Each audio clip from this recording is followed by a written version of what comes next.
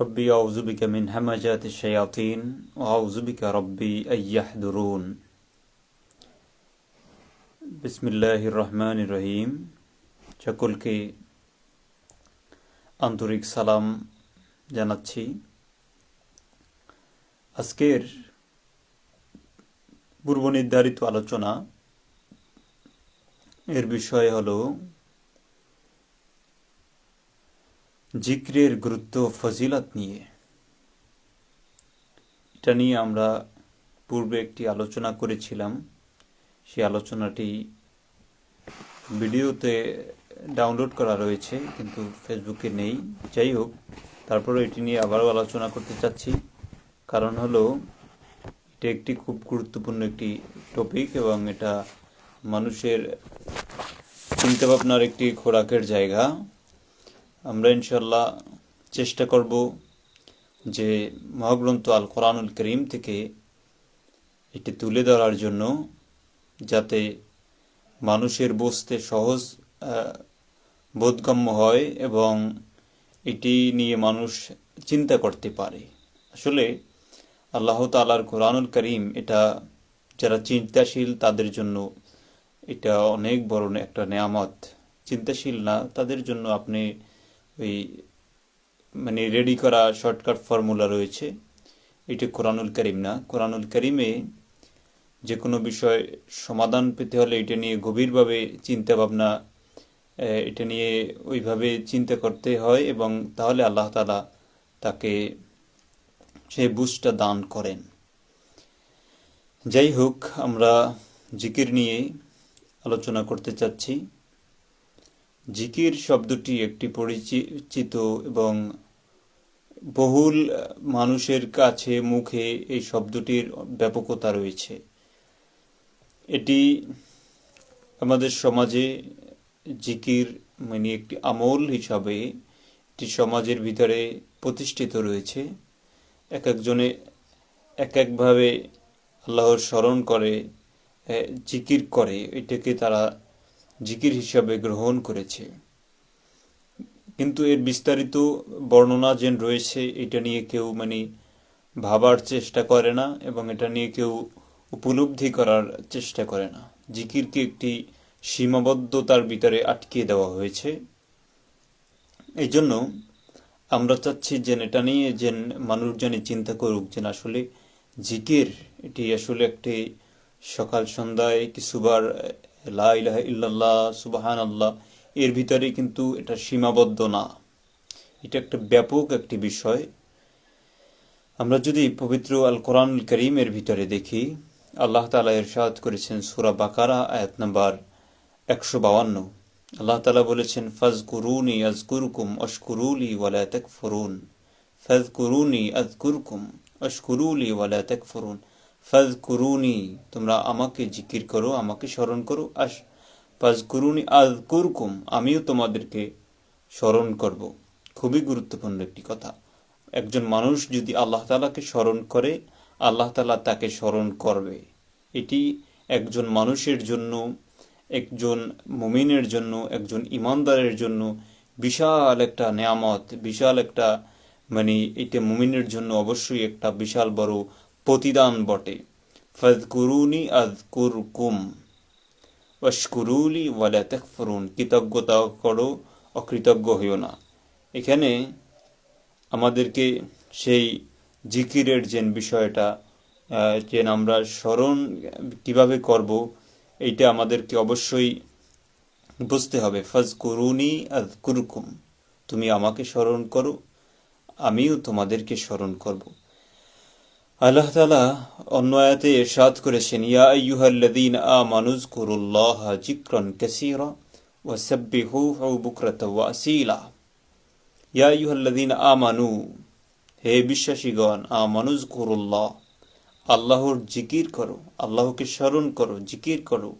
আমানু যকুরুল্লাহা যিকরান কাসীরা, অধিক পরিমাণে জিকির করো, অধিক পরিমাণে স্মরণ করো। আমানু যকুরুল্লাহা যিকরান কাসীরা ওয়াসাব্বিহুহু বুকরাতাও ওয়া আসীলা, এবং সাব্বাহ করো, তাসবিহ পাঠ করো, তার পবিত্রতা বর্ণনা করো, তার প্রশংসা গাও সকাল এবং সন্ধ্যায়। এখানে আল্লাহ তাআলা দুটি টাইম, দুটি সময়ের কথা আল্লাহ তাআলা উল্লেখ করে দিয়েছেন। যাই হোক, আমরা পরবর্তীতে আয়াতে আসছি। আল্লাহ তাআলা বলেছেন সূরা আল ইমরানের ভিতরে, আল্লাযীনা ইয়াযকুরুনাল্লাহা কিয়ামান ওয়া কুউদান ওয়া আলা জুনুবিহিম ওয়া ইয়াতাফাক্কারুনা ফী খালকিস সামাওয়াতি ওয়াল আরদ রব্বানা মা খালাকতা হাযা বাতিলান সুবহানাকা ফাকিনা আযাবান নার। আল্লাযীনা ইয়াযকুরুনাল্লাহা কিয়াম, যারা আল্লাহর স্মরণ করে কিয়াম অবস্থায়, মানে দাঁড়ানো অবস্থায়। ইয়াযকুরুনাল্লাহা কিয়ামান ওয়া কুউদান, বসা অবস্থায়, কুউদ অবস্থায়, আলা জুনুবিহিম, এবং শোয়া অবস্থায়, ওয়া ইয়াতাফাক্কারুনা ফী খালকিস সামাওয়াতি ওয়াল আরদ, সৃষ্টি আসমান জমিন নিয়ে সে তাফাক্কুর করে, সে চিন্তা ভাবনা করে, গবেষণা করে, সে এগুলোর দিকে তাকায়। এই জন্য আল্লাহ তাআলা বলেছেন, কুল সিরু ফিল আরদি ফানজুর কাইফা কানা আকিবাতুল মুকাজ্জিবিন। কুল সিরু ফিল আরদি ফানজুর কাইফা কানা আকিবাতুল মুকাজ্জিবিন। জমিনের দিকে তাকাতে বলেছেন আল্লাহ তাআলা, আবার তাকাও, দেখো এর ভিতরে কোনো অসামঞ্জস্যতা দেখতে পাও কিনা।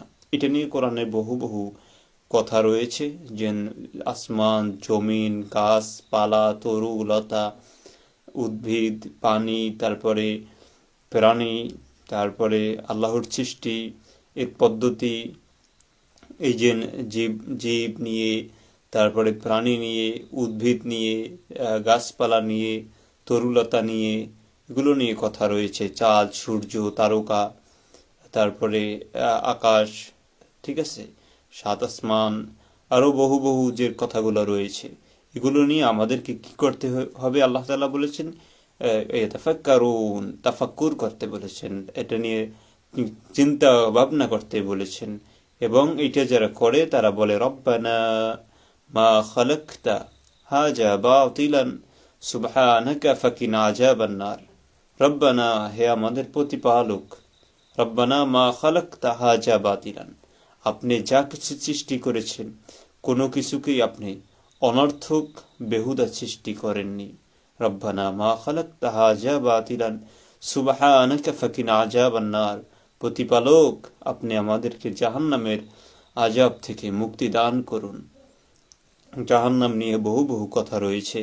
এটা জিকিরকারী যারা, ওমান আরাদা আন যিকরি, যারা জিকিরকারী, যারা স্মরণকারী, যারা আল্লাহর সাথে নিজেকে সম্পৃক্ত রাখে, আল্লাহর সাথে তার যোগাযোগ, তার সম্পৃক্ততা রাখে, সৃষ্টির সাথে স্রষ্টার সংযোগ, এটা যারা বজায় রাখে, তাদের জন্য মহান স্রষ্টার কাছে রয়েছে মহা প্রতিদান। এটা আমরা বুঝতে চাচ্ছি না এবং বোঝার চেষ্টা করি না। এই জন্য ইয়া আইয়ুহাল্লাযীনা আমানু যকুরুল্লাহা যিকরান কাসীরা ওয়াসাব্বিহুহু বুকরাতাও ওয়া আসীলা। আবার কোন আয়াতে তো রয়েছে যে সকাল এবং সন্ধ্যার কথা, এরকম স্পষ্টভাবে আবকার শব্দটি রয়েছে। সকাল এবং সন্ধ্যায় দাঁড়িয়ে, বসে, শুয়ে, সর্ব অবস্থায় আল্লাহ তাআলার স্মরণ, আল্লাহ তাআলার জিকির, আল্লাহ তাআলার স্মরণের ভিতরে সে লিপ্ত থাকে, সে তার ভিতরে মানে নিমজ্জিত থাকে। এই জন্য আমাদেরকে এগুলো নিয়ে অবশ্যই চিন্তা ভাবনা, তাফাক্কুর করতে হবে। এজন্য আসুন সামনের আয়াতে আমরা যাই। আল্লাহ তাআলা এই জিকির নিয়ে কোরআনুল কারীমের ভিতরে বহু বহু আয়াতের কথা আল্লাহ তাআলা বলেছেন। রাসূলুল্লাহ সাল্লাল্লাহু আলাইহি সাল্লামকে, তাকেও তিনি যারা সকাল সন্ধ্যায় আল্লাহর ইবাদতের ভিতরে মশগুল থাকে, তার জিকিরের ভিতরে গাফেল থাকে, মানে জিকিরের ভিতরে আল্লাহ তাআলার সাথে সম্পৃক্ত থাকে, আল্লাহ তাআলার সাথে যুক্ত থাকে, তাদের সাথে আল্লাহ তাআলা তিনি সম্পৃক্ত থাকতে বলেছেন রাসূলুল্লাহ সাল্লাল্লাহু আলাইহি ওয়াসাল্লামকে। আমরা কি এই কথাটিকে খুবই গুরুত্বের সাথে নিতে পারি না, যে এইভাবে আমরা হারিয়ে যেতে না যাই, আমরা তাদের সাথে সম্পৃক্ত হয়ে যাই, যেন আল্লাহকে যারা ডাকে সকাল সন্ধ্যায় আমরা সেটাকে চেষ্টা করি। আমিও সেই সকাল সন্ধ্যায় সর্ব অবস্থায় আল্লাহকে ডাকার চেষ্টা করি। একজন মানুষের স্থান, একজন মানুষ সব সময় তিনটে স্তরে থাকতে পারে। এক নম্বরে হলো সে হয়তো দাঁড়ানো থাকবে, না হয় বসা থাকবে, না হয় শোয়া থাকবে। কউদ, তারপর জুনুব এবং কিয়াম, এই তিনটার বাহিরে একজন মানুষ থাকার সম্ভব না। এই জন্য এই তিনটি অবস্থায় মহান স্রষ্টা আল্লাহ তাআলা তিনি এই তিনটি অবস্থাতেই আল্লাহ তাআলা থাকতে বলেছেন এবং তিনি এইভাবে আল্লাহ তাআলা গুরুত্ব দিয়েছেন যে এইভাবে জিকিরের সাথে তোমরা সম্পৃক্ত থাকো। জিকির মানেই ওই সকাল সন্ধ্যায় আল্লাহ আল্লাহ আল্লাহ এইটা বলাই শুধু নয়, আপনি আল্লাহ আল্লাহ বলেন, কোনো সমস্যা নেই তো, আল্লাহ আল্লাহ বলেন। আমাদের সমাজে অবশ্যই সেটা বলার ক্ষেত্রে আপনার আমার সকলের থাকতে হবে কি একটা সীমা থাকতে হবে। কি সীমা? আল্লাহ তাআলা সূরা আরাফের ভিতরে তিনি বর্ণনা করে দিয়েছেন। আমরা এই কোরআনের কাছে যদি এসে জিজ্ঞাসা করি, কোরআন তুমি কি চাও, আল্লাহ তাআলা উত্তর দিতেছে কোরআনে যে আমি চাই মানুষ যাতে শান্তিতে জীবন যাপন করুক, মানুষ যেন ন্যায়ের জীবন যাপন করুক, মানুষ যেন সত্যের তালাশ করুক, মানুষ যেন শান্তিতে পৃথিবীতে বসবাস করুক, এটাই আমি চাই। কিন্তু আমাদের সমস্যা হলো কি, আমরা এই কোরআনের কাছে এসে কোনো কিছু জিজ্ঞাসা করি না। কোরআনের কাছে এসে জিজ্ঞাসা করি কি তর্ক বিতর্কের কথা। নো, এইটা না তো। কোরআন আপনাকে সব কিছুর গাইডলাইন দিতেছে, সব কিছু সম্পর্কে কোরআন আপনাকে আমাকে জানাচ্ছে যে কোনভাবে তুমি আমরা কিভাবে আমরা চলবো, পা দেওয়ার সময় কিভাবে চলবো, হাঁটার সময় কিভাবে চলবো, খাওয়ার সময় কিভাবে খাবো, তারপরে পান করার সময় কিভাবে পান করব, যখন ঘুমানোর সময় কখন, ওঠার সময় কখন, আমরা রাত্রে কিভাবে আল্লাহ তাআলার তাসবিহ তাহলিল জিকিরের ভিতরে আমরা সম্পৃক্ত থাকব। এটা আল্লাহ তাআলার কোরআনে আল্লাহ তাআলা বলে দিয়েছেন। দেখুন সূরার ভিতরে আল্লাহ তাআলা বলেছেন, সূরা নূর, যে ব্যক্তির ব্যবসা বাণিজ্য থেকে তাকে বিরত রাখলো, ব্যবসা বাণিজ্যে তাকে বিরত রাখলো কি থেকে? আল্লাহর জিকির থেকে এবং সালাত থেকে। আল্লাহর জিকির থেকে এবং সালাত থেকে আল্লাহ তাআলা দুইটি শব্দ এখানে বলেছেন, একটি নয়, কিন্তু এখানে দুইটি শব্দ বলেছেন যে আল্লাহর জিকির থেকে এবং সালাত থেকে যাকে ব্যবসা বাণিজ্য বিরত রাখলো, ওই ব্যক্তির অন্তর কিয়ামতের দিন আল্লাহ তাআলা উল্টিয়ে দেবেন, অন্তর উল্টে যাবে সেই কিয়ামতের দিন। আমরা কি এটা চিন্তা করেছি যে আসলে আমি যে ব্যবসা বাণিজ্য করি, আমি যে চাকরি বাকরি করি, আমি যা কিছু করি না কেন, এই করার ভিতরে আমার আল্লাহর হুকুম, আহকাম, বিধিবিধান আমি কতটুকু পালন করতেছি? চিন্তা করি না? করি না তো। এটা হলো আমাদের সবচেয়ে বড় একটি সমস্যা। এজন্য আমাদেরকে অবশ্যই সেই স্মরণ আমাদের থাকতে হবে যে আল্লাহ তাআলা এমনকি দেখেন যে আমরা কিভাবে তাসবিহ পাঠ করব। ওয়াজকুর রাব্বাকা ফি নাফসিকা তাদররুয়ান ওয়া খীফাতান দুনাল জাহরি বিল গুদুবি ওয়াল আসাল।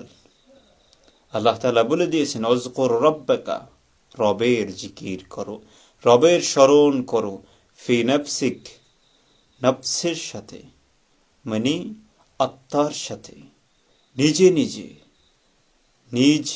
নিজের ভিতরে আল্লাহকে স্মরণে রাখো, মনের ভিতরে আল্লাহকে রাখো। এটি হলো নিজে। আযকুর রাব্বাকা ফি নাফসিকা তাদররুয়ান, এবং দারাউভাবে, ভয়ের সাথে। কিভাবে? ভয়ের সাথে এবং বিনয়ের সাথে সকাল এবং সন্ধ্যায় আল্লাহকে জিকির করো, আল্লাহর স্মরণ করো। করি আমরা? করি না। আফসোস আমাদের জন্য, আমার জন্য আফসোস, নিজের জন্য আফসোস। একটা পশু আমরা কোরবানি করব, জবেহে করব, কোরবানির শব্দ নাই বললাম, জবেহে করব। জবেহ শব্দটি কোরআনে এসেছে, সূরা মায়েদার ভিতরে রয়েছে, সূরা আনামের ভিতরে রয়েছে, আরো বহু সূরার ভিতরে রয়েছে। আমরা ওই বিষয়ে আলোচনা করতে গেলাম না। জবই করব, এখন কি করতে হবে? ওইটা জবহে করব। আমি শক্তি আছে?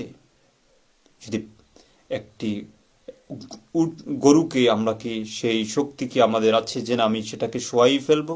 নেই তো। তখন আমি কি করলাম?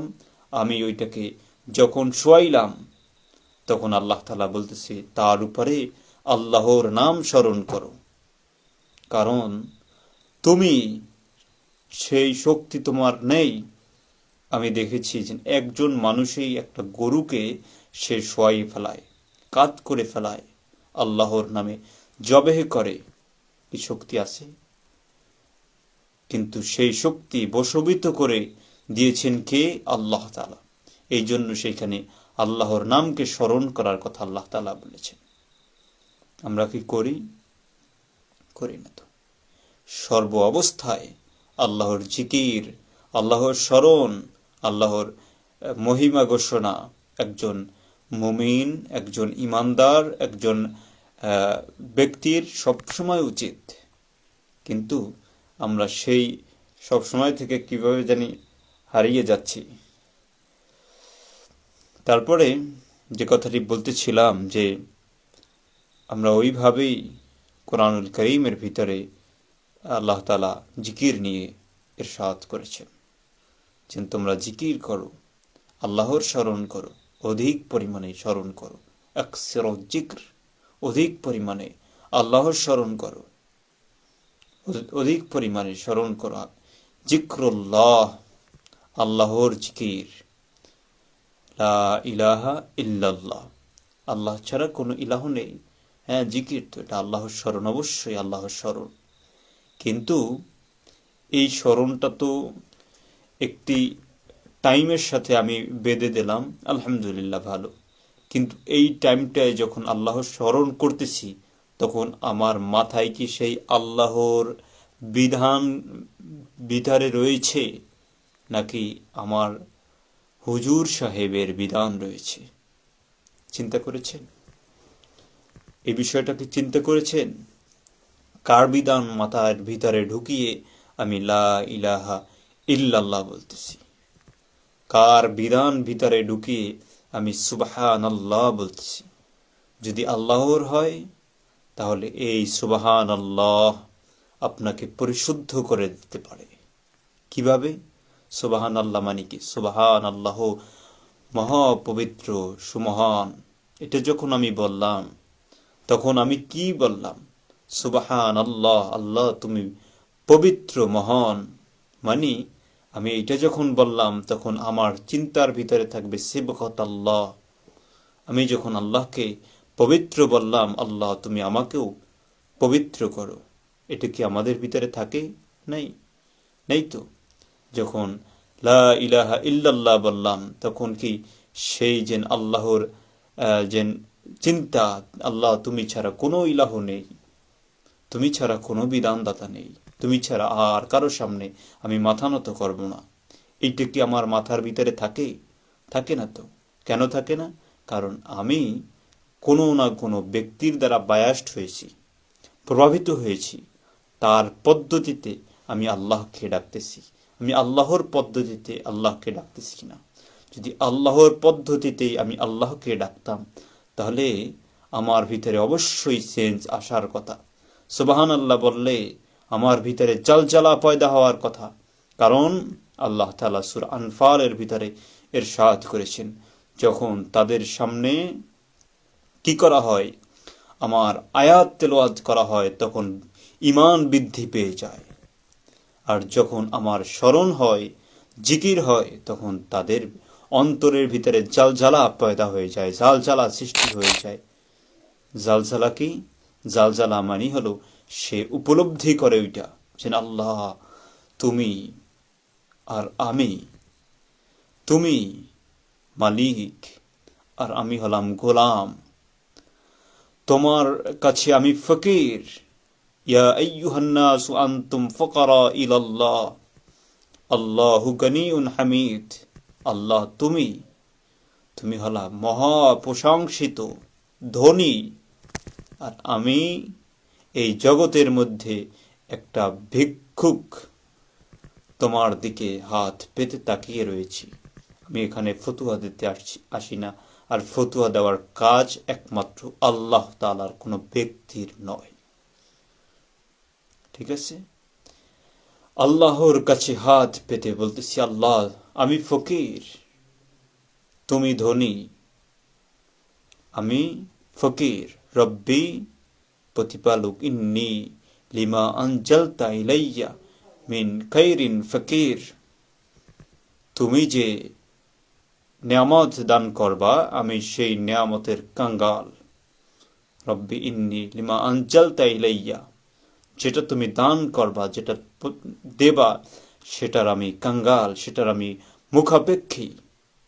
তুমি তো আল্লাহুস সামাদ, তুমি তো কারো প্রতি মুখাপেক্ষী নন, আমি তোমার প্রতি মুখাপেক্ষী মালিক। এইটা যখন আমার সেন্সের ভিতরে আসবে, এইটা যখন আমার চিন্তার ভিতরে আসবে, অবশ্যই আমার ভিতরে জালজালা পয়দা হওয়ার কথা। না, জালজালা তো সৃষ্টি হচ্ছে না। জিকির ঘরে ঘরে হচ্ছে, মসজিদে মসজিদে হচ্ছে, খানকায় খানকায় হচ্ছে, দরবারে দরবারে হচ্ছে, সবখানে হচ্ছে। নৈতিকতার উপরে প্রভাব কি? প্রভাব নেই কেন? নেই হলো জিকিরকে ওই একটা বাক্যের ভিতরে, একটা শব্দের ভিতরে সীমাবদ্ধ করে দেওয়া হয়েছে। নো, এটা তো না। জিকিরকে শব্দের ভিতরে সীমাবদ্ধ কেন থাকবে? এইটা একটা বিস্তারিত ভাবে থাকবে। যেখানে আল্লাহ আমি, সেখানে আল্লাহ তুমি। হুয়া মাআকুম আইনামা কুনতুম। আল্লাহ কোথায়, এর আলোচনায় কিন্তু আমি এই কথা বলতেছি না। আমি জিকির নিয়ে কথা বলার ক্ষেত্রে এই কথা বলতেছি। হুয়া মাআকুম আইনামা কুনতুম। স্মরণ, আমরা ভুলেই গিয়েছি আল্লাহকে। আল্লাহর কাছে হাত পাততে লজ্জা লাগে না? যখন বলি আল্লাহ আমাকে এটা দেও, ওটা দেও, কি কোন মানে এটা পাওয়ার কি আমি সেই যোগ্যতা অর্জন করেছি? আমি কিভাবে আল্লাহর কাছে এটা ওটা চেয়ে থাকি? করেছি সেই যোগ্যতা অর্জন? আমি কি দরখাস্ত লেখার যোগ্যতা আমার আছে? একজন মানুষ ম্যাট্রিক পাস যদি না করে, সে কি আইএ পরীক্ষা দিতে পারে? দুনিয়ার বুকে দেখেননি, দেখেন না? আর দেখা উচিত না? দেখা উচিত। আমার হুজুরে আমাকে ফতুয়া শিখিয়ে দিয়েছে, ফরজ সালাতের পরে আয়াতুল কুরসি যদি পড়ি তাহলে নাকি বিনা হিসাবে জান্নাতে যাব। আরে বাবা, জান্নাত এত সোজা না। ইয়া আইয়ুহাল ইনসান, হে মানুষ, গাররাকা বিরাব্বিকাল কারীম, তোমার রব পর্যন্ত পৌঁছাতে অনেক কষ্ট করতে হবে। আয়াতুল কুরসি পড়লেই তো হবে না। হ্যাঁ, এত সোজা এগুলো কে বানিয়েছে? কোরআনুল কারীমের সাথে কন্টেক্ট মানে বিরোধীপূর্ণ কথাগুলোকে আমরা সেই ছোটবেলা থেকে খাচ্ছি, গিলছি, মুখের ভিতরে নিচ্ছি, হজম করছি এবং এটা দিয়ে আলহামদুলিল্লাহ খুশি। জিকিরের ভিতরে যখন বলবো আলহামদুলিল্লাহ, আল্লাহ তোমার প্রশংসা সব, মানে কি? মানে তুমি আমাকে যা কিছু দিয়েছো মালিক, তাতেই আমি আলহামদুলিল্লাহ খুশি। অতএব আমি হতাশার ভিতরে থাকতে পারি না, আমি ডিপ্রেশনের ভিতরে থাকতে পারি না, আমি হতাশার ভিতরে থাকতে পারি না। আমরা জিকির শব্দটি অবশ্যই শুনেছি, কিন্তু আমাদের একটি বড় সমস্যা রয়েছে সমাজের ভিতরে। সমস্যাটা হলো, কিছুদিন আগে আমি এক হুজুরকে ধরেছিলাম, উনি প্রধান আলোচক হিসাবে এসেছে ওয়াজ করতে। বাংলাদেশের মানুষ কতটা যে অন্ধ, কতটা যে মূর্খ। কোরআনে বলেছে তোমরা মূর্খদের থেকে আল্লাহর কাছে আশ্রয় প্রার্থনা করো।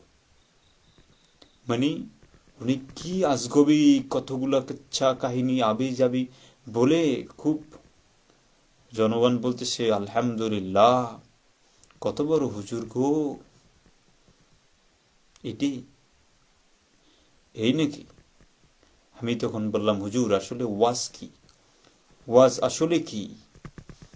তখন আশ্চর্য হয়ে গেল যে কিরে বাচ্চা মানুষ কি বলে গো, চিন্তা করতেছে মনে মনে।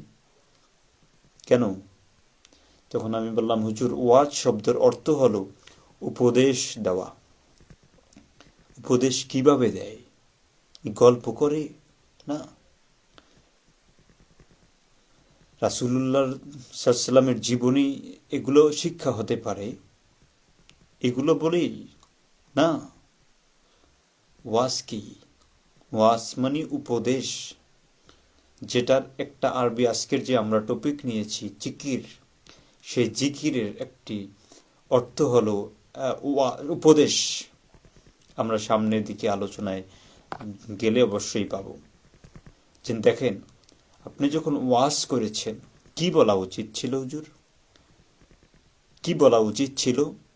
বলা উচিত ছিল হলো যে লোকমান আলাইহিস সালাতু ওয়াস সালাম তিনি তার পুত্রকে উপদেশ ছড়ে বলেছিল, ইয়া বুনাইয়া আকিমিস সালাত, হে পুত্র সালাত প্রতিষ্ঠা করো, হে পুত্র সালাত প্রতিষ্ঠা করো, হে পুত্র আল্লাহর সাথে শিরিক করো না, নিশ্চয়ই শিরিক হলো সবচেয়ে মহা জুলুম। এগুলো কিভাবে বলেছে উনি? এই তো এইভাবেই তো বলেছে, নাকি? না আপনার মতো ওই পেঁচাইয়া ঘুরাইয়া তারপরে এইটা করিয়া সেইটা করিয়া এই সেই কত রকমের তামসা গো। এটা ওয়াজ? এইটাই সমাজে খাচ্ছে মানুষ। কত সুন্দর ওয়াজ! আমি বেদাত নিয়ে ওয়াজ করব কেন? এটা কি আমার জন্য? এটা মানে এটা করলে কি হবে? এটা কি উপকারটা কি? আমি ওই বেদাত ওয়াজ না করে আমার উচিত হবে যে আমি আমার মাতা পিতার সাথে কতটুকু আমার সম্পর্ক রয়েছে এটা নিয়ে ওয়াজ করা। সমাজে এই ওয়াজ বেশি খাচ্ছে। কাকা কোনো একদিন যদি বোঝে, এখন বুঝবে না, এখন গল্প শুনতেই খুব মজা। জুরের ওয়াজ নাকি খুব সুন্দর, এইটা আল্লাহ বলেননি। আমরা সামনে যদি আয়াতে যাই, সেখানে আল্লাহ তাআলা বলেছে ফাযাক্কির, উপদেশ দাও। এজন্য বলেছিলাম যে ওয়াজ উপদেশ, বিল কোরআন, বি মানে ধারা, কোরআন, কোরআন দিয়ে আপনি দিচ্ছেন, সেটা দিয়ে উপদেশ দিচ্ছেন। এই জন্য আমরা একটা শব্দ পেলাম ফাযাক্কির, জিকির থেকে। উপদেশ দাও বিল কোরআন, সূরা কফের একেবারে শেষ নাম্বার আয়াত দেখে নেবেন। কোরআন দিয়ে উপদেশ দাও, যে আমার শাস্তিকে ভয় করে সে গ্রহণ করবে, আর যে তর্ক বিতর্ক করবে সে এড়িয়ে যাবে। যাজ্ঞা, আল্লাহ তাআলা কি কারো মুখাপেক্ষী? আমরা যদি সারাদিন সেজদায় পড়ে থাকি, আল্লাহ তাআলা কি যেন আল্লাহ তো তার যে শ্রেষ্ঠত্ব, এটা কি বেড়ে যাবে নাকি? বেড়ে যাবে না তো। দুঃখিত, নেটে একটু প্রবলেম হচ্ছে।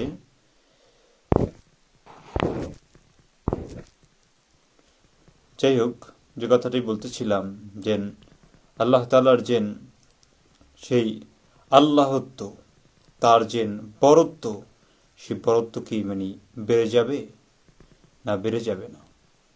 তাহলে বিষয়টা কি? বিষয়টি হলো যে আমরা যে কথাটি বলতেছিলাম যে আমি যদি আল্লাহর সারাদিন সিজদায় লুটিয়ে থাকি, তাতে আল্লাহ তো বেড়ে যাবে না তো। তাহলে বিষয়টা কি? বিষয়টা হলো যে আমরা কেন এইভাবে মানে নিজেদের মধ্যে এরকম ভুল তথ্য প্রচার করে মানুষের কাছে মানে সস্তা। বাংলাদেশে আমি একটা জিনিস লক্ষ্য করেছি, এই দেশে মানুষের কাছে বাহবা পাওয়া এতটা সোজা, খুবই সোজা। আর এই দেশের মানুষ বাটপার নাম্বার 1, ওটাও যেভাবে বলদ, ঠিক আছে, কিন্তু ওই ক্ষেত্রে খুব কঠিন। বোকা হইল কেন? কোরআন নাই, সম্পর্ক নাই কোরআনের সাথে, জিকির করে না তো, আল্লাহ তাআলার ওই উপদেশ দিয়ে তো চলে না সে। ফাযাক্কির বিল কোরআন, আল্লাহ বলছে কোরআন দিয়ে উপদেশ দিতে। রাসূলুল্লাহ সাল্লাল্লাহু আলাইহি সাল্লামকে তুমি তো সেটা দিয়ে দিচ্ছ না, তুমি কি দিয়ে দিচ্ছ? আমি এক আহলে হাদিস হুজুরকে জিজ্ঞাসা করতেছি, আপনি কথায় কথায় দেখে গেলে হাদিসই কন, মানে কোরআনের সাথে তো আপনার কোনো মানে সম্পর্ক আছে? খালি সহি হাদিস, সহি হাদিস, সহি হাদিস। 999 সালে নাসিরউদ্দিন আলবানী সাহেব এসে সহি বলছে আর সহি হয়ে গেছে নাকি? এর আগে কি ছিল ভেজাল? মানে এর মানেটা কি? আপনি যেটাকে সহি বলতেছেন এটা তো কোনো হুজুরের না সহি বলছে। আপনি কিভাবে বুঝলেন এটা রাসূলুল্লাহ সাল্লাল্লাহু আলাইহি ওয়াসাল্লামের সহি হাদিস? এই জন্য আপনি কোরআনের মানে আপনি শরণাপন্ন হবেন যে আমি যে কথাটা বলতেছি এটা আসলে কোরআনের সাথে মেলে না না মেলে একটু দেখি না, হ্যাঁ, কোনো দিন দেখবে না। আর বাপ বলছে তো সহি সহি। আমি একদিন একজনকে বলতেছি যে দেখেন, জাতীয় বিশ্ববিদ্যালয়ে অনার্সে হজরত আলী রাদিয়াল্লাহু এর জীবনী, এটা ইতিহাস থেকে বলতেছি, এখানে একটি বর্ণনা রয়েছে, নবী নাকি বলেছেন যে আমি হলাম জ্ঞানের শহর, আলী রাদিয়াল্লাহু যিনি সাহাবী তিনি হলেন সেই জ্ঞানের শহরের দরজা। এটা ওইখানে লেখা হয়েছে। এটা নিয়ে আমার কোনো আপত্তি বা বিপত্তি কোনো কিছু নেই। এখানে লেখছে মানুষ পড়বে, পরীক্ষা দেবে, করুক না, সমস্যা কি? তা আমার কি? এখন এইটা আরেক জায়গায় গিয়ে দেখি কি বড় একজন হুজুর, নাম বলতাম না, হাদিসের নামে জালিয়াতি বই লিখেছেন। ওইখানে এসে উনি লেখছে এটা নাকি জাল হাদিস। এখন এই যে ওনার কাছে এসে জাল হইল, আর জাতীয় বিশ্ববিদ্যালয় যদি ওইটা বইতে লেখে, এটা কি তারা মানে ভুল ইনফরমেশন হিসাবে ওইখানে লিখেছে, না মানুষকে সত্যটা সে বোঝানোর জন্যই ওইখানে লিখেছে? এখন আমি কার মানে ইয়েটা বুঝতে পারবো যে আসলে ওইটা ভুল না এইটা ভুল, মানে এটার মানদণ্ডটা কি? হুজুর সাহেব, এটা হতে পারে? এটা কমন সেন্সে ধরে নাকি? যাই হোক, যে কথাটি বলতেছিলাম, ফাযাক্কির বিল কোরআন, কোরআন দিয়ে উপদেশ দাও, আল্লাহ তাআলা বলেছেন। আল্লাহ তাআলা বলেছেন কি কোরআন দিয়ে উপদেশ দিতে। আমরা কি দিচ্ছি? দিচ্ছি না। আমরা দিচ্ছি কি? আমরা মানুষকে গল্প শোনাতেই ব্যস্ত, গল্প নিয়ে আলোচনা করতেই মানুষ স্বাচ্ছন্দ্য বোধ করে। হজরত মানে একজনের নাম দিয়ে যদি অনেক রকমের বলা যায়, ঠিক আছে, তা ওই হাদিসের নামেও বলা যেতে পারে বা এমনি প্রচলিত গল্পও বলা যেতে পারে, এতে মানুষ খুবই খুবই খুবই খুবই খুশি। কিন্তু যদি বলি ভাই তোর ভাইয়ের সাথে তোর সম্পর্ক কেমন গো, এই থাপ্পড়া, আমি না নামাজ পড়ি, আমি না রোজা রাখি, আমি না হজ করি, আমি না কোরবানি দেই, মাকে খাওয়ান দিস তো, থাপ্পড়া, আমি না মসজিদের খতিব সাহেব, আমি না বড় মুল্লা, মাকে না খাওয়ান দিলে কি হবে গো? আমি তো 33 বার সুবহানাল্লাহ পড়তে জানি, আমি না 34 বার আলহামদুলিল্লাহ পড়তে জানি, আমি না আয়াতুল কুরসি পড়ে জান্নাতে যেতে পারি। আমি ওটার সাথে আমার কি সম্পর্ক? সমাজ এইভাবে আস্তে আস্তে করে বিষ ঢুকিয়ে আল কোরআনের শিক্ষা থেকে এই জাতিকে দূরে রাখা হয়েছে। এই জাতিকে অন্ধত্ব থেকে বাঁচাতে জেগে উঠুন মুসলিম, এখনো সময় আছে।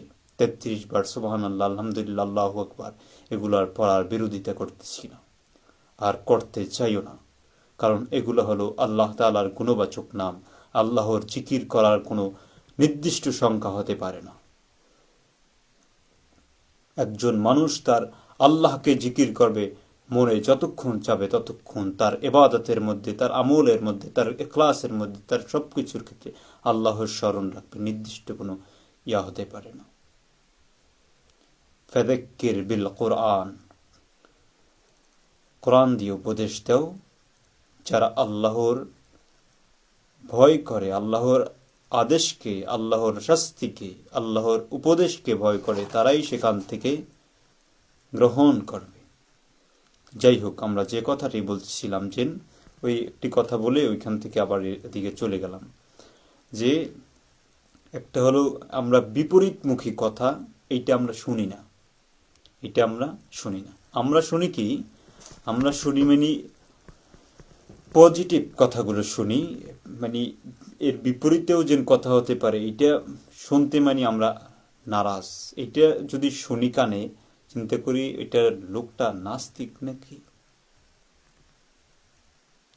এটা নাস্তিক নাকি লোক, এটা একটা বিশাল বিশাল চিন্তার বিষয়।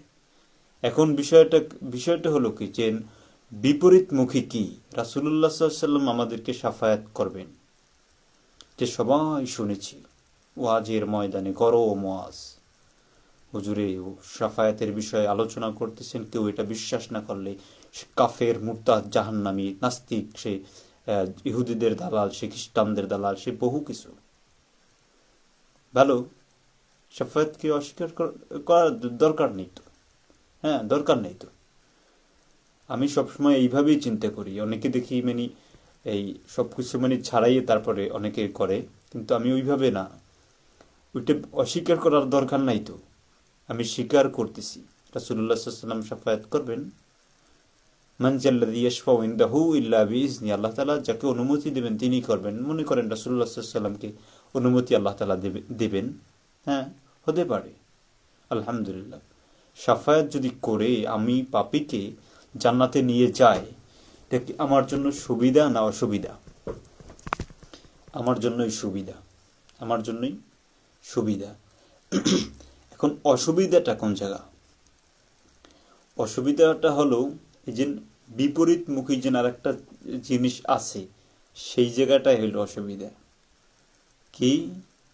রাসূলুল্লাহ সাল্লাল্লাহু আলাইহি সাল্লাম তিনি সূরা ফুরকান আয়াত নম্বর 30 এবং বহু বহু আপনি হাদিসের ভিতর থেকেও ওইগুলা পাবেন, যে রাসূলুল্লাহ সাল্লাল্লাহু আলাইহি সাল্লাম অনেকের বিরুদ্ধে সাক্ষী দেবে। কার বিরুদ্ধে?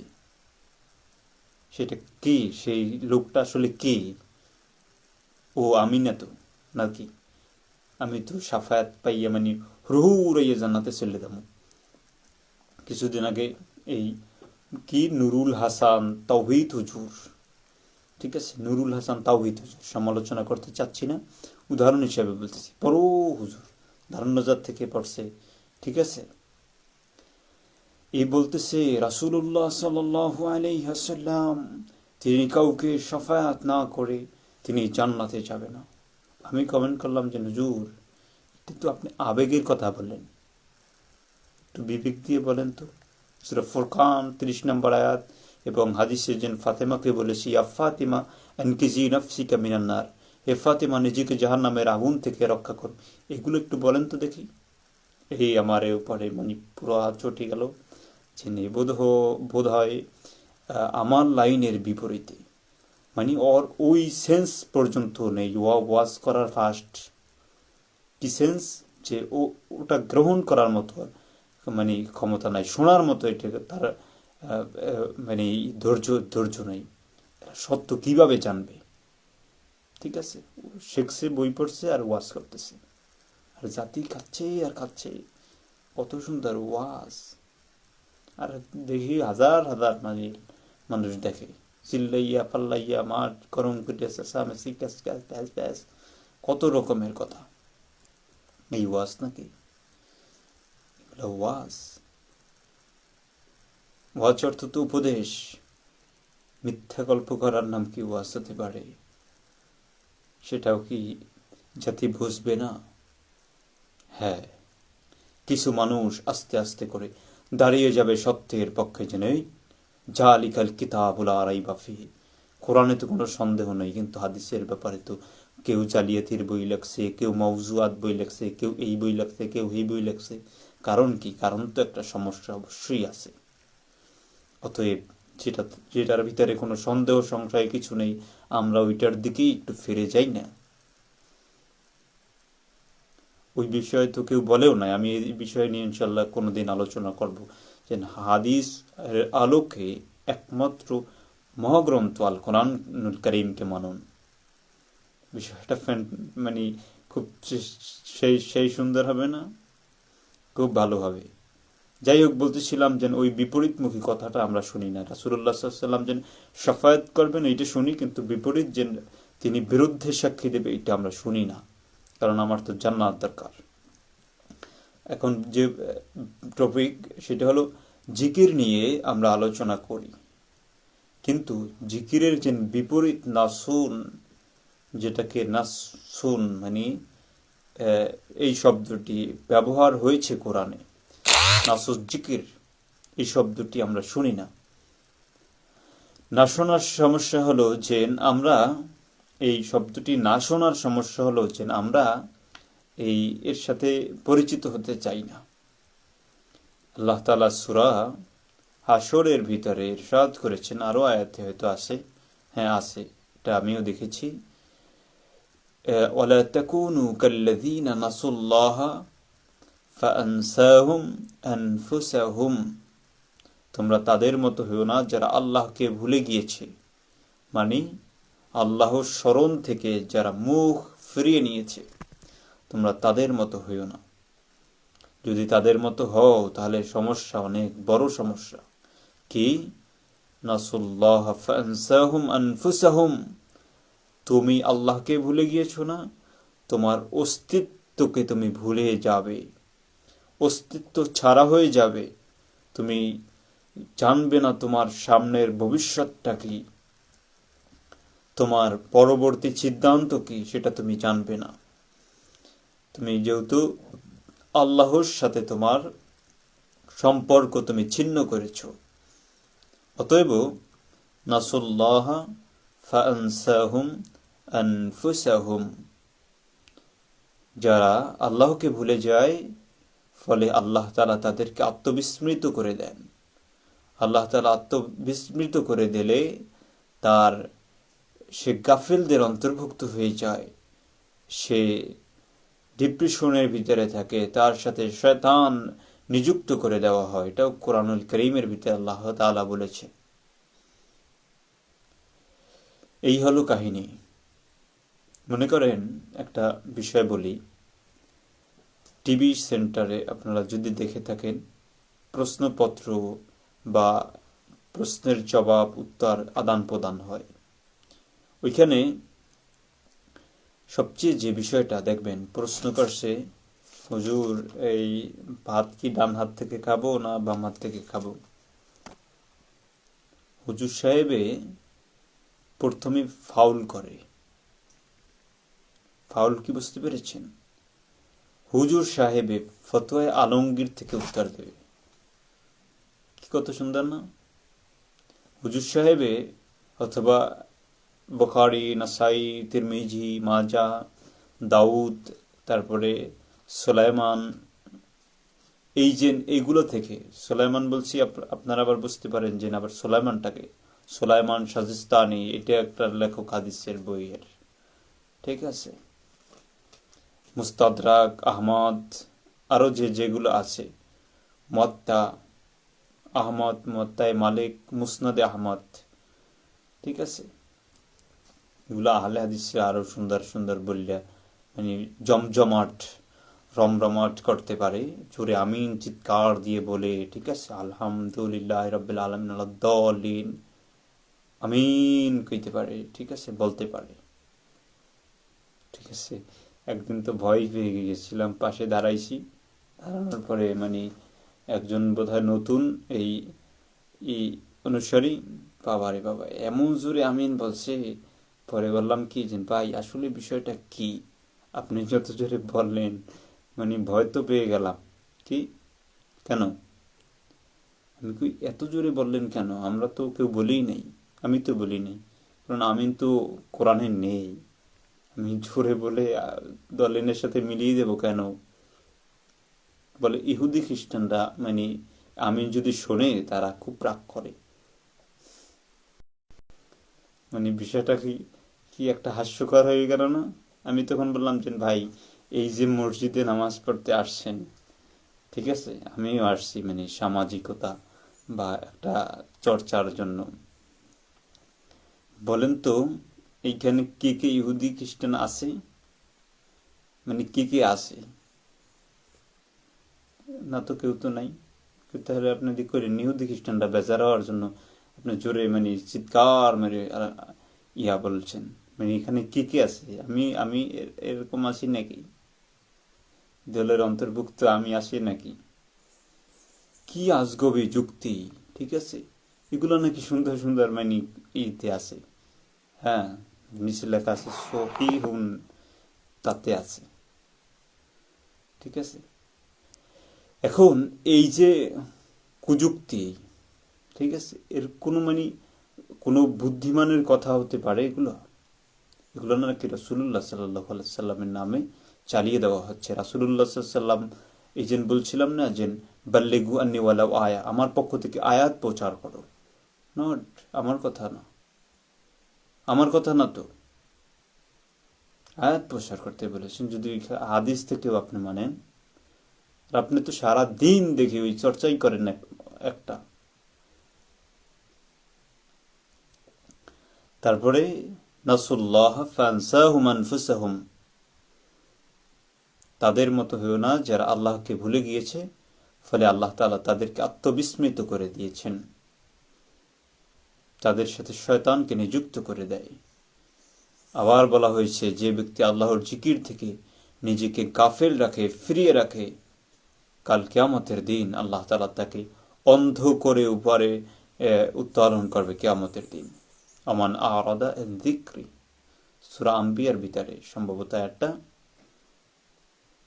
আমান আরাদা আন যিকরি, যে ব্যক্তি জিকির থেকে মুখ ফিরিয়ে নেয়, তাদেরকে আমা করে, অন্ধ করে উঠানো হবে। বলবে রব্বিল আলামিন, কিসের জন্য অন্ধ? আমার স্মরণ থেকে, আমার জিকির থেকে তুমি মুখ ফিরিয়ে নিয়েছিলে, ফলে আমি আল্লাহ তোমার থেকেও মুখ ফিরিয়ে নিলাম। আমি আল্লাহ তোমার থেকেও মুখ ফিরিয়ে নিলাম। চিন্তা করেছেন? জিকির অর্থ যদি ওইটাই ধরে রাখেন, তাহলে এটার কি হবে, উত্তরটা কি হবে? আমার থেকে মুখ ফিরিয়ে নেওয়া, আমার জিকির থেকে মুখ ফিরিয়ে নেওয়া মানেটা কি? মানে ব্যবসা বাণিজ্য, ইবাদত, আমল, কল কারখানা যা কিছু করি, সব জায়গায় আল্লাহ তাআলার বিধান মতো, হুকুম মতো করার নাম হলো আল্লাহর জিকিরের মধ্যে থাকা, আল্লাহর জিকিরের মধ্যে থাকা। এটা থেকে আমরা অনেক অনেক দূরে রয়েছি, অন্ধ হয়ে উঠাবে। কুনতা বাসীর, রব্বুল আলামিন, চোখ তো ছিল, চোখ গেল কোথায়? দুনিয়াতে বসে চোখ ছিল তো, চোখ দিয়ে দেখতাম, কান দিয়ে শুনতাম, হাত দিয়ে ধরতাম, সেই চক্ষু কোথায়? হাত বিপক্ষে সাক্ষী দিতেছে কেন? চোখ বিপক্ষে সাক্ষী দিতেছ কেন? কারণটা কি? এই আয়াতগুলো আমাদের মঞ্চ থেকে, আলোচনা থেকে হারিয়ে গিয়েছে। কারণ এই জন্য আল্লাহ তাআলা ইরশাদ করেছেন, ইন্নাহু লাযিকরুল লাকা ওয়া লিকাওমিকা ওয়া সাওফা তুসআলুন। প্রথম বলছে এটা দিয়ে মানুষকে উপদেশ দিতে, কোরআন দিয়ে। আবার বলছে উপদেশ এটা দিয়ে তো দেবেই, সেই উপদেশগুলো সম্পর্কে তোমার এবং তোমার জাতিকে, নবী মুহাম্মদ সাল্লাল্লাহু আলাইহি সাল্লামকে উদ্দেশ্য করে বলেছেন, তোমার এবং তোমার জাতিকে এই সম্পর্কে অচিরেই প্রশ্ন করা হবে। শুনেছেন? আমি কিছু মানুষের কাছে প্রশ্ন রেখেছিলাম, এই যে আয়াত, এই যে কথাগুলো, এগুলো কি ভুল না মিথ্যা? নাউজুবিল্লাহ বা মাআযাল্লাহ, মিথ্যা নাকি ভুল? নো, মিথ্যাও না, ভুলও না। এই কথা শুনেছেন যে এই উপদেশ বাণী থেকে তোমাকে জিজ্ঞাসা করা হবে যে এর সাথে সম্পর্ক কেমন ছিল? উত্তর দেব কি? আমি আহলে হাদিস ছিলাম, আমি আহলে হাদিস ছিলাম, নট কোরআন। এই চর্চা, স্কলারশিপ নিয়ে এসে যে যে চিন্তারই আছে সে চিন্তারই থাকলো, তাহলে তোমার স্কলারশিপ নেওয়ার বিষয়টা কি? মনে করেন আমি মিশর আজহার বিশ্ববিদ্যালয়ে গেলাম, বড় হুজুর হইতে গেলাম।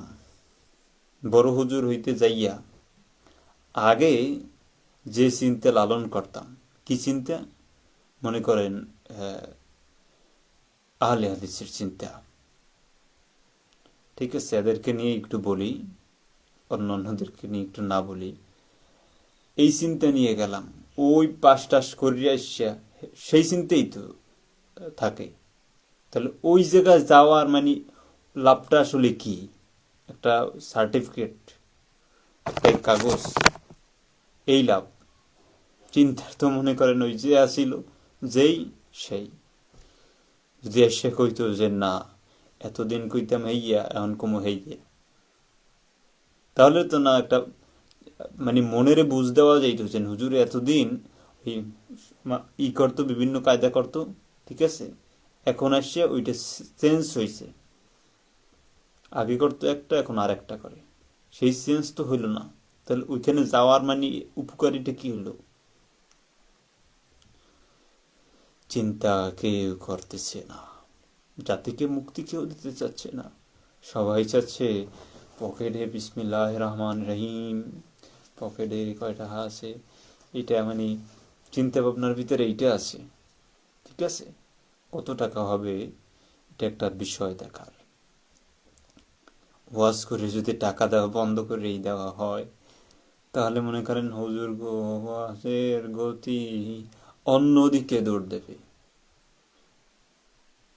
কোন দিকে তা বলা যায় না। তখন হারাম হয়ে যাবে কি টাকা নেওয়া, ওয়াজ করে টাকা নেওয়া তখন হারাম হয়ে যাবে বন্ধ করে দিলে, ঠিক আছে। সময় আসতেছে গনিয়ে, যাই হোক কাজ করে খাইতে হইবে। ইন্নাহু লাযিকরুল লাকা ওয়া লিকাওমিকা ওয়া সাওফা তুসআলুন, এটা তোমার এবং তোমার জাতির জন্য স্মরণিকা, এই সম্পর্কে অচিরেই জিজ্ঞাসা করা হবে। কেউ শুনি নাই। শুনি নাই কেন? শুনেছি সালাত সম্পর্কে প্রথম জিজ্ঞাসা করা হবে। যদি শুনতাম যে ওয়াদা সম্পর্কে জিজ্ঞাসা করা হবে, যদি শুনতাম এই চক্ষু আমার বিরুদ্ধে সাক্ষী দেবে, যদি শুনতাম যে আমার বিরুদ্ধে আমার চামড়া সাক্ষী দেবে, যদি শুনতাম আমার বিরুদ্ধে আমার পা সাক্ষী দেবে, যদি শুনতাম আমার বিরুদ্ধে আমার হাত সাক্ষী দেবে, তাহলে অন্যায় অপরাধে আমার বাংলাদেশ সহ মুসলিম বিশ্ব এতটা জর্জরিত হতে পারত না। ওই যে বলেছিলাম প্রথম উত্তরে জিজ্ঞাসা করলেই ভাই দাজ্জাল সম্পর্কে একটু জানতে চাচ্ছি, হুজুরে দাজ্জাল সম্পর্কে জানতে চাওয়ার উত্তরে প্রথম যাওয়ার কথা ছিল কোথায়?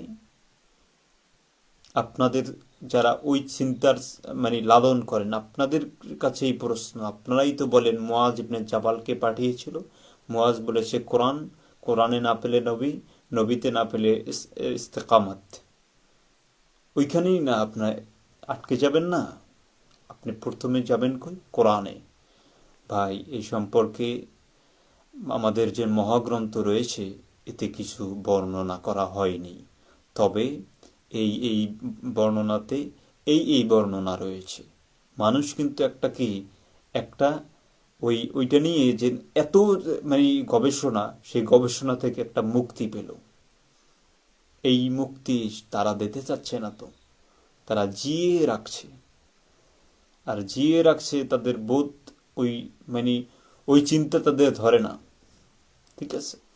যাই হোক, যে কথাটি বলতেছিলাম যে এই কোরআন সম্পর্কে আমাদেরকে অচিরেই প্রশ্ন করা হবে, যা আমরা অধিকাংশ মানুষই এটা জানি না, শুনি নাই। 99% মানুষকে আপনি জিজ্ঞাসা করলে এটারই উত্তর আসবে আশা করছি। যদি না আসে তাহলে আপনি জানাবেন যে না এটা ভুল বলছি। তারপরে আমরা যদি কোরআনুল কারীমে আরেকটি আয়াতে যাই জিকির নিয়ে, ইন্না নাহনু নাজ্জালনা যিকরা ওয়া ইন্না লাহু লাহাফিজুন। এখানে আল্লাহ কি বলেছেন? ইন্না নাহনু নাজ্জালনা যিকর, নিশ্চয়ই আমরা নাজিল করেছি জিক্র, ওয়া ইন্না লাহু লাহাফিজুন, এর হেফাজতের দায়িত্ব আমরাই গ্রহণ করেছি। আল্লাহ তাআলা বলতেছেন, এই আমরা দ্বারা কি বুঝিয়েছেন এটা এক একজনের মত এক এক রকমের হতে পারে, কিন্তু আমরাই বলছি, আমরাই বলতেছি। তাহলে কি আল্লাহকে ডাবল? মাআযাল্লাহ, নাউজুবিল্লাহ। আল্লাহ বলছে আমি একজন ইলাহ, দুইজন না। এটা কোরআনের আয়াতে স্পষ্টভাবে বলা হয়েছে, ইলাহ একজন, আপনি আমি সবাই বানিয়ে নিয়েছি কয়জন। বলে বেতের নামাজ পড়া ওয়াজিব। কেন? বলে আবু হানিফা বলেছেন। তাহলে সেও তোমার ইলাহ। কোন জায়গায় মানে তুমি পৌঁছিয়েছ, তোমার চিন্তাটা কোথায় গিয়ে দাঁড়িয়েছে বলো। তারপরেও মানে প্রশ্ন জাগে না, এগুলো কি? মানুষ নাস্তিক হচ্ছে কেন? এই যখন মানে এই বিরোধী কথাগুলো যখন তার কানের ভিতরে যায় বা সে ওইটা শোনে, তখন কয় ধুর, এটা আবার কেমন মানে বিষয়গুলো। তারা তো আবার ওই কোরআনকে কোরআনের মানদণ্ডে চিন্তা করবে না। নাস্তিক যারা, তারা চিন্তা করবে ভুল বের করার জন্য। এটাই না তাদের উদ্দেশ্য। আমাদের উদ্দেশ্য তো সেটা না, আলহামদুলিল্লাহ।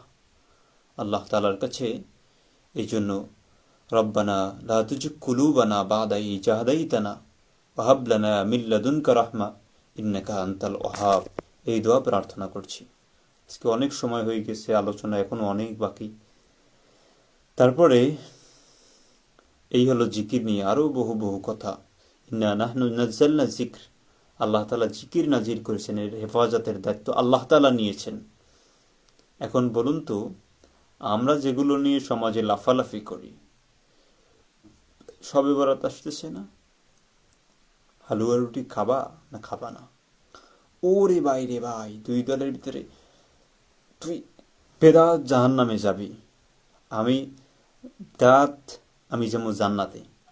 বিশাল বড় ঝগড়া হইয়া মসজিদ মানে পার্থক্য করে, তুই মসজিদেই ঢুকতার তুই না, আর তুই জাহান্নামের কীট। এই আমার কাছে যদি কেউ জানতে চায়, আমি এর উত্তর কি দেব? ভাই, কোরআনের সম্পর্কে কিছুই নাই, এখন তুমি যা খুশি করো, না খুশি না করো। তুমি যা খুশি করো, না খুশি না করো, তোমার দায়িত্ব তুমি নাও। আমি এটাই উত্তর দেব। তারপরে কোরআন হেফাজতের দায়িত্ব আল্লাহ নিয়েছেন, কিন্তু আমরা যেটা নিয়ে লাফালাফি করতেছি, যেগুলো নিয়ে, ওগুলো হেফাজতের দায়িত্ব আল্লাহ তাআলা নিয়েছেন। এমন বর্ণে কোনো হাদিসও নেই, এমন বর্ণনায় কোনো হাদিসও নেই। ইন্নাহু লাযিকরুল লাকা ওয়া লিকাওমিকা ওয়া সাওফা তুসআলুন, কোরআন সম্পর্কে চিরেই জিজ্ঞাসা করা হবে। আর আল্লাহ তাআলা আপনার দৃষ্টিতে যাকে জ্ঞানী মনে করছেন, আল্লাহ তাআলার দৃষ্টিতে সে নাখান্দা, সে জাহেল। ঠিক আছে, সে কি? জাহেল। কোরআন তর্ক বিতর্ক করার কিতাব নাই তো, কোরআন সমাধান নেওয়ার কিতাব। কিভাবে জাহেল? আমরা প্রমাণ দিচ্ছি। ফাসআলু আহলা যিকর, সূরা আম্বিয়া আরো একটি আয়াতে এই আয়াতটি রয়েছে, ফাসআলু আহলা যিকর, যারা জিকিরের অধিকারী তাদের কাছে জিজ্ঞাসা করো। নট আহলুল ইলম, আহলুল ইলমদের কাছে নয়। আহলুল ইলম রব্বানা রব্বি জিদনি ইলমা, রাসূলুল্লাহ ইলম চেয়েছেন, কিন্তু ইলম একটা গুরুত্বপূর্ণ জিনিস। কিন্তু এখানে আল্লাহ তাআলা আহলা জিকির বলেছেন। তোমার সমাধানের জন্য তুমি আহলা জিকিরদের কাছে জিজ্ঞাসা করবে, যাদের কাছে রয়েছে কিতাবের উপদেশের জ্ঞান, তাদের কাছে না জিজ্ঞাসা করবে। যাদের কাছে আল্লাহর আসমানি গ্রন্থের কিতাবের জ্ঞান রয়েছে, তাদের কাছে না জিজ্ঞাসা করবে। আহলা জিকির বলেছেন আল্লাহ তাআলা। মুহাদ্দিস সাহেবের কথা বলেন নাই তো? মুহাদ্দিস সাহেব তো সেই আব্দুল্লাহ ইবনে মুবারক, তিনি আটকে গিয়েছিলেন এক নারীর কাছেই, আমরা গল্প শুনেছি সাইদি সাহেবের মুখেই। বা এই কোরআন কথা বলে, এরকম একটা বই আমি উপহার পেয়েছিলাম, মানে মাদ্রাসাতে যখন করি, প্রথম পুরস্কার পেয়েছিলাম। ওইখানে বইটার নাম হলো কোরআন কথা বলে। আল্লাহ তাআলা কিভাবে জানি আমার এইভাবেই হয়তো নিয়ে এসেছেন। ওইটা আমি কেন পাবো? কোরআন কথা বলে। মাদ্রাসায় কত মানুষ, সবাই পেল গল্পের বই, আমি পেলাম কোরআন কথা বলে। মানে এটা আল্লাহ তাআলার একটা দয়া ছাড়া আর কিছুই নয়। তারপরে আহলা জিকিরদের কাছে আল্লাহ তাআলা জিজ্ঞাসা করতে বলেছেন। দেখুন, আল্লাহ তাআলা কিন্তু বলেছেন যে সূরা জুমা একটা দিনের নামে সূরা। ইয়া আইয়ুহাল্লাযীনা আমানু ইযা নুদিয়া লিস-সালাতি মিন ইয়াউমিল জুমআতি ফাসআউ ইলা যিকরিল্লাহি ওয়া যারুল বাই যালিকুম খায়রুল লাকুম ইন কুনতুম তা'লামুন। হে বিশ্বাসীগণ, যখন তোমাদেরকে আমি একটু এই অনেকক্ষণ হয়ে গিয়েছে তো একটু লাইনে থাকেন সবাই, একটু কাজ করতেছি।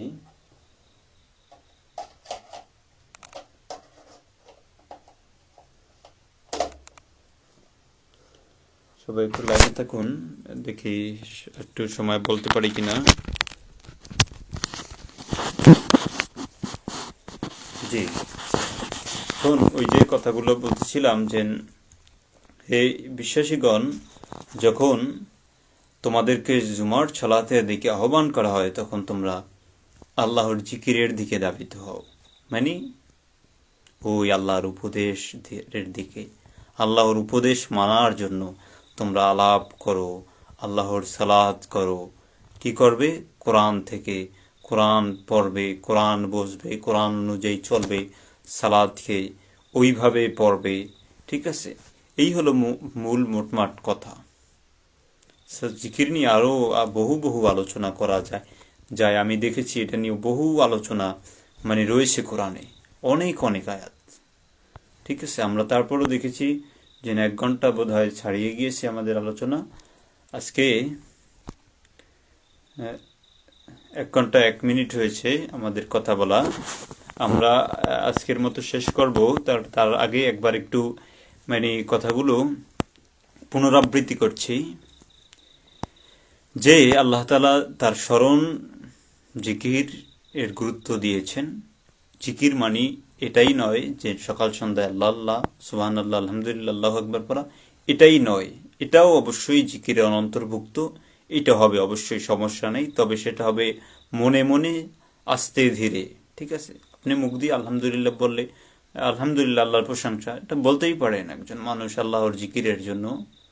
আলহামদুলিল্লাহ সুবহানাল্লাহ আল্লাহু আকবার, এগুলো তো আল্লাহর জিকিরেরই অবশ্যই অন্তর্ভুক্ত।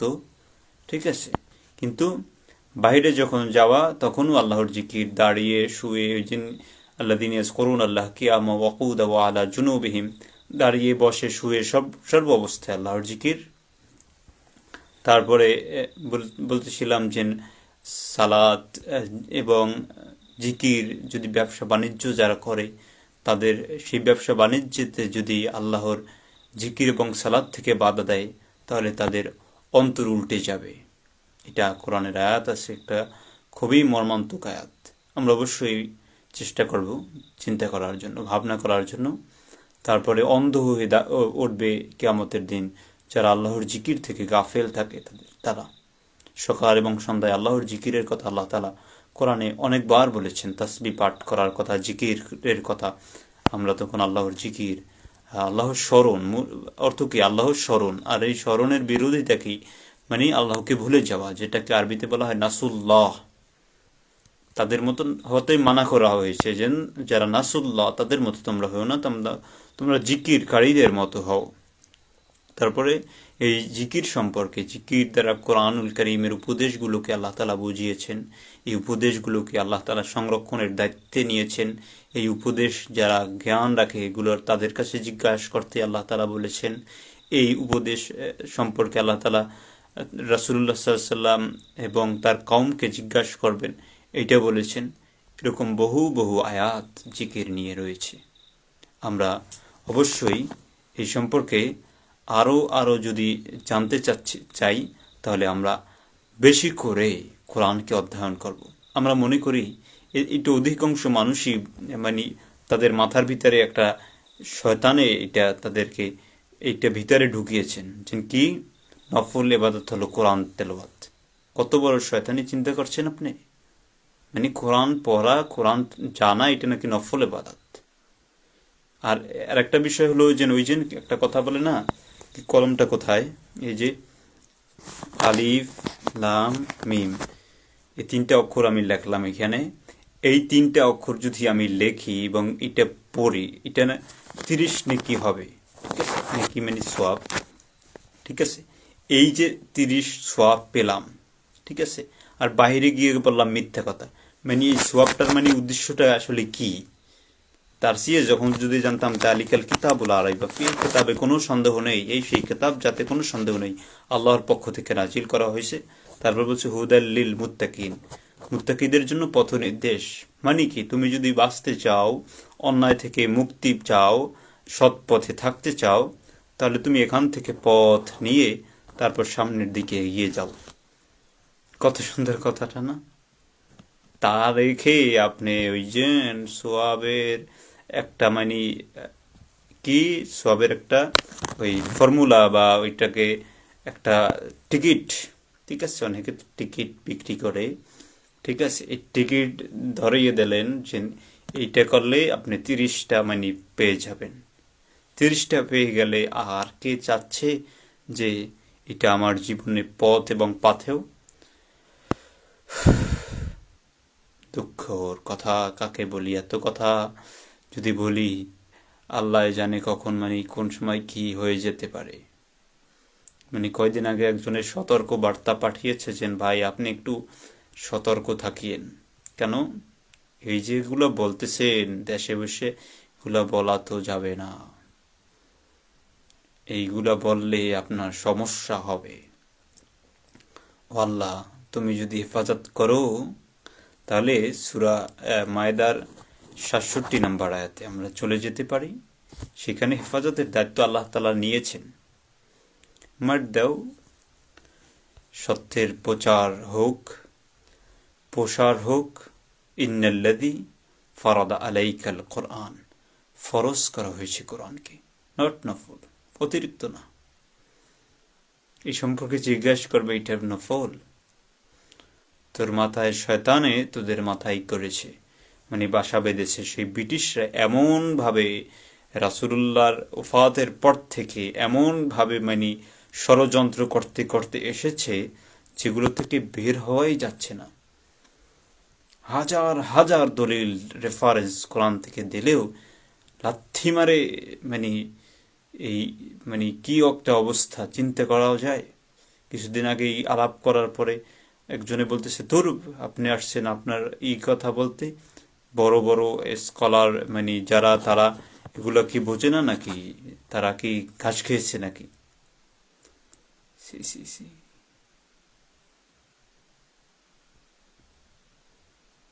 চিন্তা করেন কি একটা অবস্থার ভিতরে, অন্ধত্বের ভিতরে বাস করতেছি। আল্লাহ আকবার। আল্লাহ যদি হেফাজত করে, আল্লাহ যদি রক্ষা করে, তাছাড়া উপায় নেই গো।